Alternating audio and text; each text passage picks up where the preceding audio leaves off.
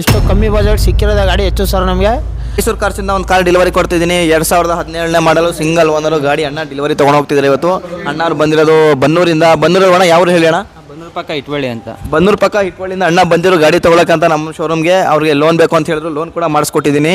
ಅಣ್ಣ ಇವತ್ತು ಬಂದು ಗಾಡಿ ಡೆಲಿವರಿ ತೊಗೊಂಡು ಹೋಗ್ತಿದ್ದಾರೆ. ಅಣ್ಣ ಏನು ಹೇಳಕ್ಕೆ ಇಷ್ಟಪಡ್ತೀರಾ? ನಮ್ಮ ಸರ್ವಿಸು ಮತ್ತು ನಮ್ಮ ಶೋರೂಮ್ ಬಂದಿದ್ರೆ ಒಂದಿರಿಂದ 2 ಸರಿ ನಮ್ಮ ಗಾಡಿ ಪ್ರೈಸ್ ಬಗ್ಗೆ ಎಲ್ಲ ಹೇಳಿ ಅಣ್ಣ, ನೀವು ಹೇಳಿ ಅಣ್ಣ.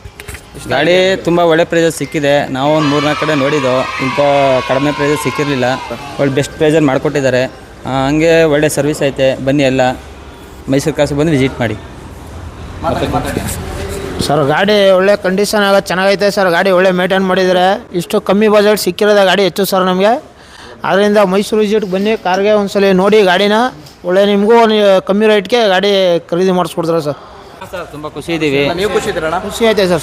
ಬನ್ನಿ ಅಣ್ಣ, ನೀವು ಖುಷಿ ಇದ್ದೀರಾ? ಖುಷಿ ಇದೆ ಸರ್. ಮಾತಾಡಿ, ನೀವೊಂದೆರಡು ಮಾತಾಡಿ. ನೀವೆಲ್ಲಿಂದ? ಅದೇ ಊರ? ನಾವು ಅದೇ ಊರು, ಇಟ್ವಳ್ಳಿ ಅವರು.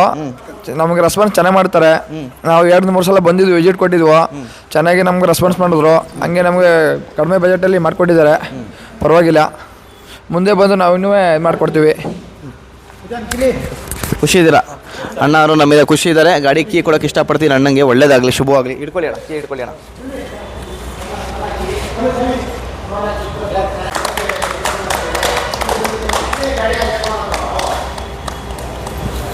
ಓಕೆ ಬೈ, ಒಳ್ಳೇದಾಗಲಿ.